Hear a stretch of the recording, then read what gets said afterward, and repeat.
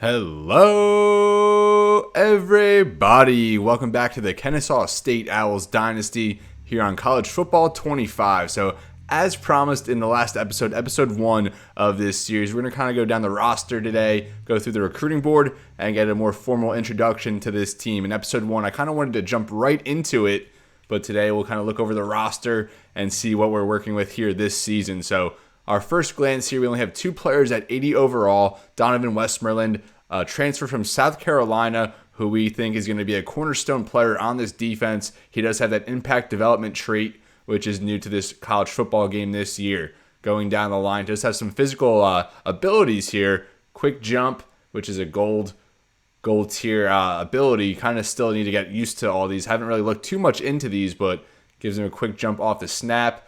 Gets a boost against pass blocks on 3rd and 4th and long. Takedown, which is improved sacks. But those also all require prerequisites, which kind of determines the tier, I guess, of these abilities. Almost had a couple sacks, back in episode 1 last week, but couldn't quite finish on the quarterback. And then we get to see Donelius Johnson, another redshirt sophomore. So we have the mainstays on defense for the next few seasons, each with 3 more years of eligibility. Hopefully, they stand pat and avoid the transfer portal.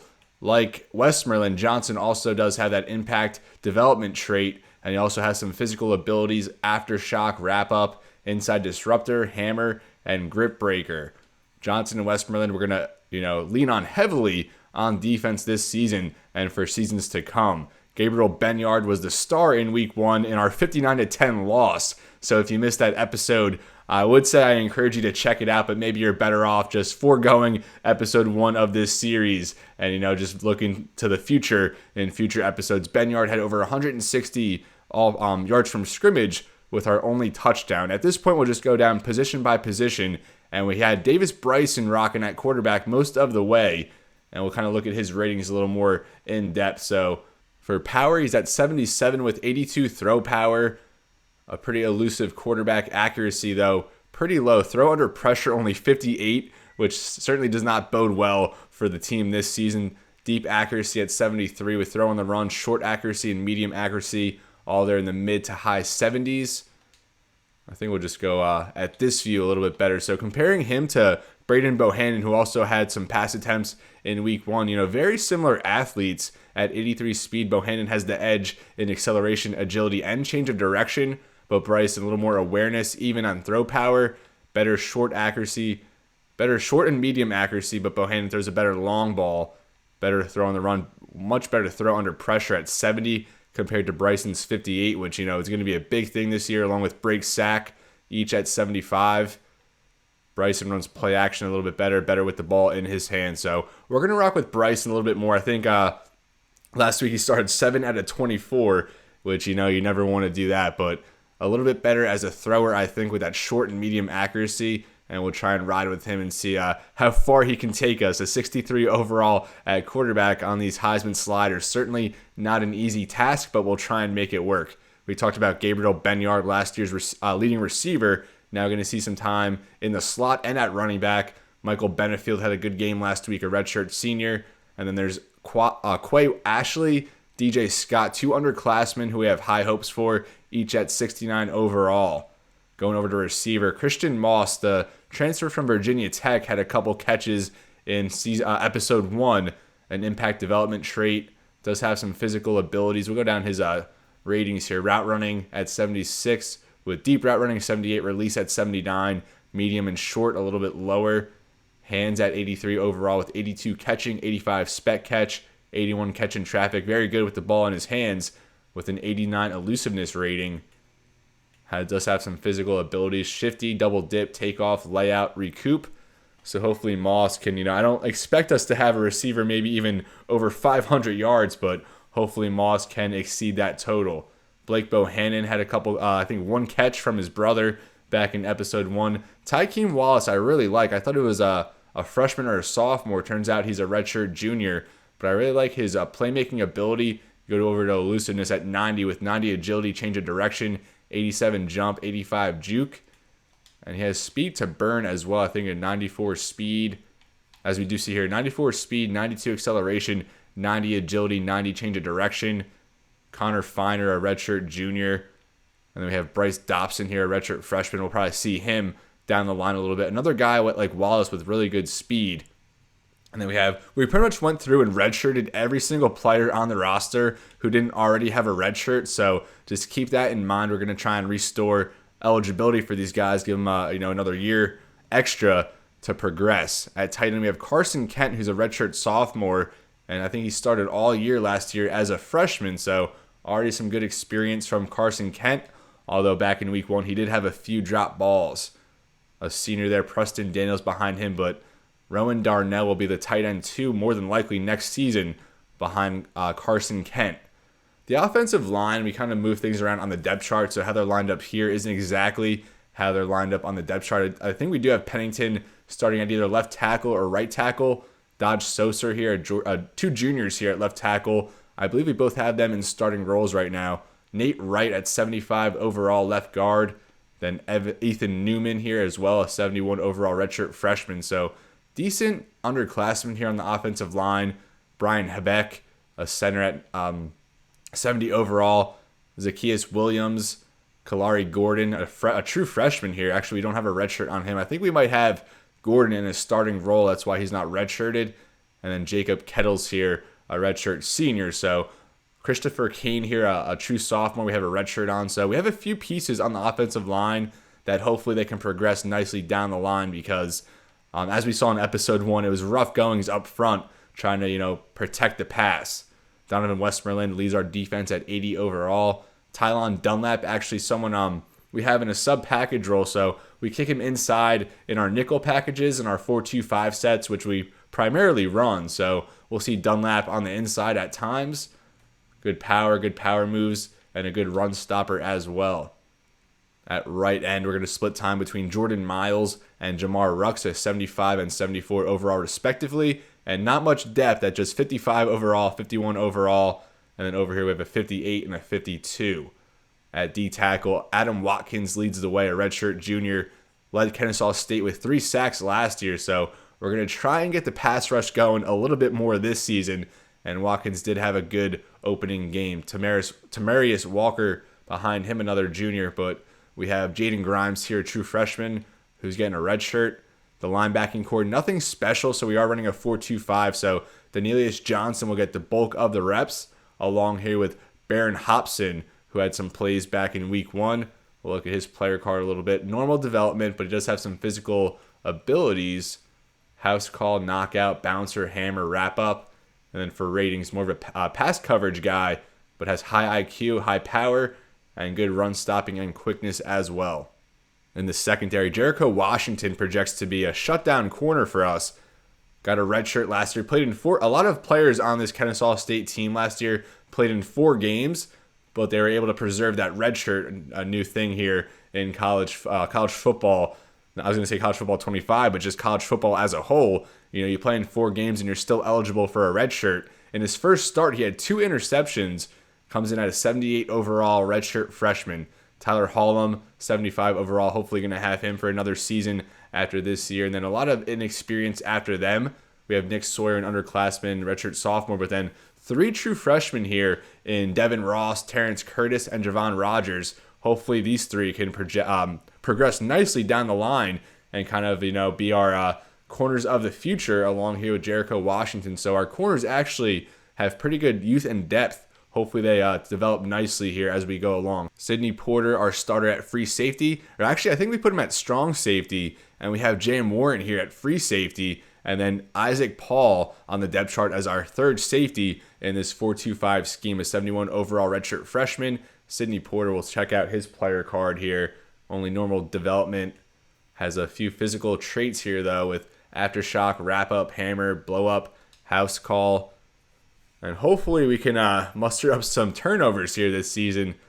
Ethan O'Leary, a 66 overall redshirt sophomore. One of our better players, but a lot of low 50s, mid-50s on this team. So going into the offseason, I think we're going to have to cut some guys.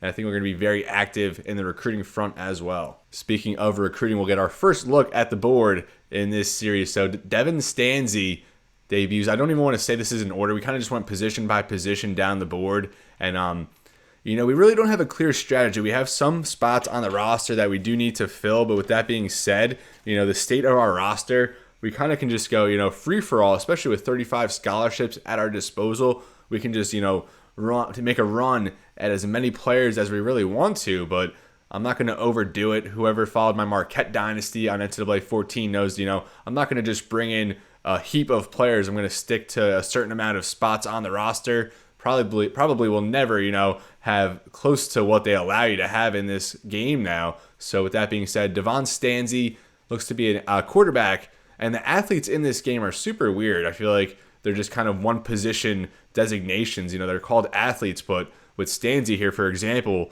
we scout him and we can only see his quarterback traits. So, I guess he could project maybe at running back with those quarterback trait or with those athletic traits, but at 86 speed, probably not a running back.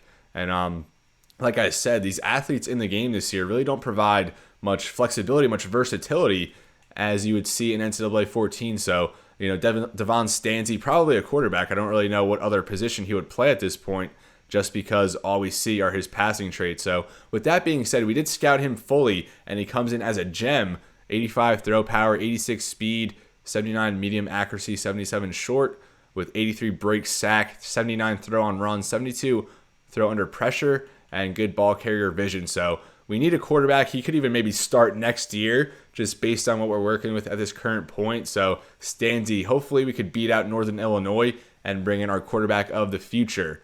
Then at running back, Gilbert Gatto. We're only really competing with Coastal Carolina for him right now. We also scouted him. He too turned out to be a gem at 91 speed, 88 agility, good catching, his short route running at 77, probably better than a lot of the receivers on our current team, with 88 acceleration, decent spin and vision. We need to probably bring in at least 2 running backs in this class. Melvin Lane, hopefully the other, with 89 speed, acceleration, 87 agility, and another good pass catching back, as is Gatto. At wide receiver, I would like to bring in an underclassman here, but looks like Monty Sahara is our best option, a JUCO guy out of Griffin, Georgia, and we're the only team so far to offer him. Also came in as a gem, and looking at that size, 6'5", 186 with 94 jumping, 92 speed, so an 87 spec catch, so someone you really just have to lob it up to. He's going to use that speed, that jumping, that size to bring balls down. And I think, that's a guy we kind of need in this receiving core. We really lack a lot of size and, a jump ball possession type guy. And then tight end, Jamichael Braham. Only team to offer him so far. We have not scouted him, but he comes in as an athlete, more than likely a tight end, which is what he was categorized as. So once we free up some points, or some hours, I should say, we'll go ahead and start scouting him a little bit. But we do need a tight end in this class. On the offensive line, I want to bring in at least 2 offensive linemen. Gordon Fleming, currently our top guy, one of 3 schools to offer him. We jumped to his top spot after last week, and the scholarships in this game are super important. If you want to get these guys, you got to get in on them early with the scholarship offers. Stephon Andrews, one of few guys we're targeting right now outside of Florida, or in Florida. The only team to offer him so far, a 3-star out of Jacksonville, 6'6", 319. Tyler Anger projects to be a D end. We did scout him. He comes in as a gem with 89 strength, 83 speed, a very good speed strength combination to work with. 68 power move, 79 pursuit, low play rec, but looks to be a very solid prospect and athlete. At 6'5", 262, probably a D end. And we want to bring in 2 D ends in this class at least. And Marquez Stevens, the other guy we've offered so far. We've scouted him, 84 strength, 79 speed, with 77 power move. So better power move than Anger, but not quite the athlete and not quite as strong. At D tackle, we have Rudy Teray, who also came in as a gem. So most of these guys that we've scouted that we ended up offering were gems. 88 strength, you like that at D tackle, but poor block shed at just 68, but that'll go up with 78 pursuit, 77 hit power. So he looks to, live up to that gem label, one of only 2 schools to offer him.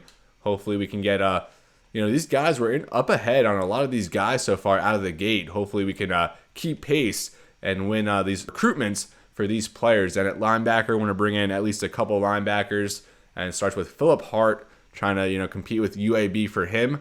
We have not scouted him yet. Then there's Taj Fatinikon. That's a new one. Haven't seen that last name before. Offer him a scholarship. Also haven't scouted him quite yet. nor have we here with Brett Eason, but we lead the way for all three of these guys. I think Hart looks to be the best player. Actually, nationally, he's the lowest ranked player. Fatinikun is the highest at 1183 in the nation. Brett Eason, 1690, and Hart at 1755. So, I mean, it's encouraging to see we have interest from all these 3-stars. I thought we were going to have to start settling for a lot of 2-star, maybe even some 1-star guys, but our recruiting class so far does not look too shabby, which brings us now to the secondary. Steve Biquette, one of, really only need one corner in this class. I think after this season, hopefully we can get a strong recruiting class and then look at the transfer portal to see, what immediate impact positions we kind of need help at. So Biquette, we lead for him. Still haven't scouted him or either of these safeties, but we do need 2 safeties, I think. And we've offered Emmanuel Payne and Farouk Amame already, and we lead the way for them. Just, I'll kind of go down the board a little bit more, seeing some backup plans, a lot of offensive linemen here, some D tackles, some secondary guys, but we're going to just focus on these first, these first 16 guys. And, if we were able to bring in all these guys, that would kind of fill the needs I had listed for the year, but we'll probably need to bring in a few more. And once the transfer portal opens in the offseason, that's where we're hoping to make some money. Now our first look at the top 25, and the number 1 team in the nation loses in week 1. We'll just go down here to number 9. Georgia loses to Clemson 33-32.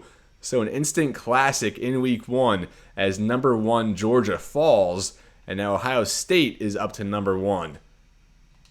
I wish you could click on these teams and it would give you all their information like it did last game. Kind of lacking there. Texas number 2, Oregon number 3, Ole Miss number 4. Surprised to see them this high. Penn State in the top 5, and Clemson goes up 11 spots all the way to 6 after they defeat the number 1 team in the nation. Maybe Clemson's back. Notre Dame, Michigan, Georgia, and Missouri round out the top 10. Florida State at 2-0. They beat Boston College last week. Utah, LSU beats USC by 2 points. Another very good game there in week 1. Tennessee, Arizona, Oklahoma State, Kansas State. They won 70-7 over FCS Southeast. Louisville, Kansas. All these teams against FCS schools. NC State, Miami, Alabama. And then all 3 teams here, Washington, Auburn, Iowa, were not ranked, but they now are. No shakeup yet in the Heisman watch. Ollie Gordon, the second, still leading the way out of Oklahoma State. 197 on the ground last week with 3 rushing touchdowns. Shedeur Sanders, number 2, 3 touchdown passes last week, over 300 passing yards. Quinshon Judkins, 4 carries and 2 catches. So only 6 touches for one of the Heisman favorites in week 1. Travis Hunter at number 4, he had 121 receiving yards and 2 scores. And then Carson Beck at number 5, although he might be dropping after Georgia fell. And now we'll look at our coach abilities for the first time. And we do have 10 points to spend. So when I created Josh Terry as our head coach, I gave him the tactician label as his starting perk. I was kind of torn between that or motivator, because Josh Terry, he's a motivator. He gets the best out of his guys, a player's coach, some would say. In the weight room, he gets in there right with the guys, lifting weights. He's on the field, throwing balls, catching balls, running routes. So very hands-on Josh Terry in his approach. So I like the motivator, but ultimately I think he's going to use his smarts more on game day with that tactician. But with that being said, we have 10 points to spend, so I think we'll just go ahead and unlock motivator, and we can now branch out a little bit more as we unlock new points, or unlock more points. At offensive coordinator, we have Jarrett Ellsworth. Looks like he has that firm handshakes too, which gives us a double XP bonus for signing a recruit. And then Alex Gary, our defensive coordinator, has big game bonus as a scheme guru. Both of them at D- though, so hopefully we can get upgrades down the line. And we'll just look at Josh Terry's contract here. 0-1 so far, of course. We have an offensive scheme of the pistol and a defensive scheme. We run a 4-2-5. And, of course, Josh Terry went to Marquette, as I referenced my Marquette Dynasty from NCAA 14. So, of course, for alma mater, Marquette would not be in this game as they are not an existing college football program. So we just settled for Wisconsin, another in-state team there. So Josh Terry, a Marquette alum, but it's going to always say Wisconsin there for his alma mater. Our goal this year is to win 4 games, and I think I mentioned last episode, I'll be happy with 2 or 3, but we're going to certainly try and meet that goal. Already on the hot seat after 1 game, So a short leash here at Kennesaw State. Hopefully we could turn the tide. Now to close this episode, we'll preview next week's opponent. We're going to have our first home game of the series against Louisiana. And unlike NCAA 14, correct me if I'm wrong, but I don't think there's any way for you to check out the opposing coach, the opposing scheme you're going to be going against. So unless I'm just missing it, that's a huge shortfall on the part of EA Sports in this year's game. But with that being said, we'll just go down the depth chart here for Louisiana and see what we're working with. First glance, there are 79 overall across the board for overall offense and defense, which is a little step down from what we faced last week in UTSA. I think they were 83 overall, so they're 6 points better than us, Louisiana is. So hopefully we can put up a better fight this week. At quarterback, they have Chandler Fields in 82 overall with good speed, acceleration, and agility. Very good change of direction, 86 throw power, and looks to be a pretty accurate quarterback, especially in the short game. 96 throw on the run, 88 under pressure, 82 break sack with 87 play action, and good rushing traits as well with 82 juke, 83 spin. So containing him looks to be a challenge for the senior quarterback. At running back, a freshman atop the depth chart, Elijah Davis, and they're also going to mix in Draylon Washington, a redshirt junior. At wide receiver, Robert Williams, their number 1. Jacob Bernard, their number 2. Each 79 overall upperclassmen. Lance Legendre and Charles Robertson there at 3 and 4. At tight end, 81 overall, Terrence Carter, just a redshirt sophomore. Looks to be a very good player. And then 2 good redshirt freshmen behind him at 68 overall and 67. Now on the offensive line, and Louisiana does have a very good offensive line, maybe the best in the Sun Belt. At left tackle, it's going to be George Jackson. And looking at their depth chart, they have all right tackles at left tackle on the depth chart. At left guard, it's going to be A.J. Gilly, the highest rated player on this team at 88 overall. At center, they have 82 overall Landon Burton. Right guard, 80 overall Jax Harrington. And then at right tackle, they have Bryant Williams. So looks like the tackle's a little bit weaker, but on the interior, they have an 88, an 82, and an 80. So we're going to have to try and rush from the outside, maybe bring some linebackers off the edge, maybe some corner blitzes, and try and keep those tackles off kilter. At left end, there's Jordan Lawson, 75 overall. Right end, Antoine Bayless, 75 overall. So 2 75s at the end spots. D tackle, a little bit worse, Mason Narcisi. And then Kyron Mims, so 2 low 70s at D tackle. With the looks of that, definitely going to bring a run-heavy approach in this game and try to exploit that weak defensive line.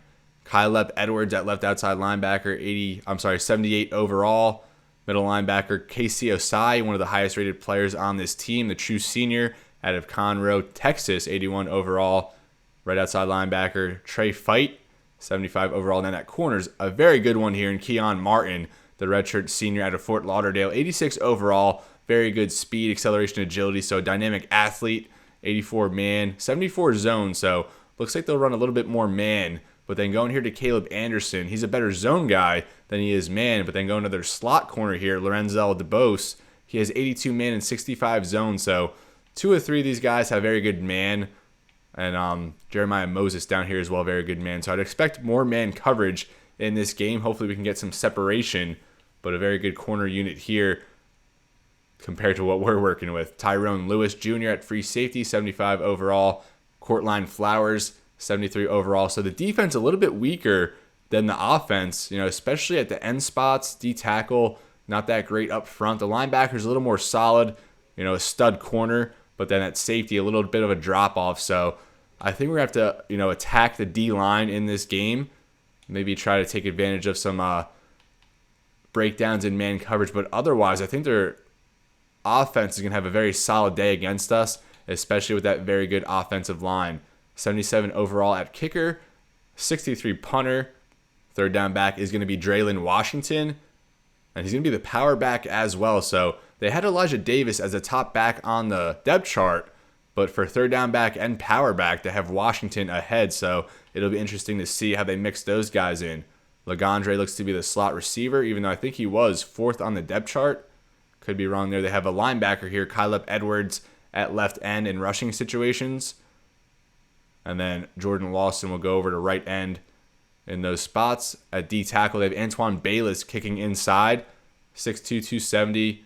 with 83 strength, and another D end kicking inside, in the sub package, Fitzgerald West Jr., 69 overall, at least, in this rushing DT spot. So in their nickel sets, in their sub formations, it's going to look a lot different up front than it would out of their base set. Sub linebacker is going to be Osai and Carmika Glass, 73 overall. We didn't even see him on the depth chart, I don't think. So things get a little more, different in these sub packages. Slot corner going to be Keon Martin, so he's not even going to be on the outside when they have 3 corners out there. So hopefully that's a spot we can maybe take advantage, up the sideline. Something else I forgot to mention as well, as you can see there, Western Kentucky took down Alabama 30-24 in overtime. So 2 top SEC teams fall this week, which I think makes Ole Miss the highest ranked SEC team in the nation right now. I've heard a lot of people, say that they get some crazy results in their dynasties, a lot of unrealistic outcomes. And I mean, I guess we're just going to be prepared for that. I don't like too much, that's kind of off base, unrealistic, but it is college football, so anything can happen, but only to a certain extent. So we'll certainly monitor the top 25 this year and see how that goes and see how our outcomes in some of these sim games go. So this is where I'm going to leave you, folks. Thank you so much for watching. Just a quick episode. As eager as I was to jump back into the action and try to rewrite our tough defeat from episode 1, I wanted to give a little more backstory, and show you what we're working with this year, show you the recruiting board, and just kind of give you a look at all these menus if you haven't played the game yet. So if you have, give me some feedback. I'd love to hear what you think of recruiting and, your strategy and your approach in those spots. But again, also, someone get back to me. Can we really not, check out opposing head coaches and their schemes? Or are we just, kind of going in blind to all these matchups this year? But as always, everybody, it's been real, and be well. Thank you so much for watching, and I'll see you next time.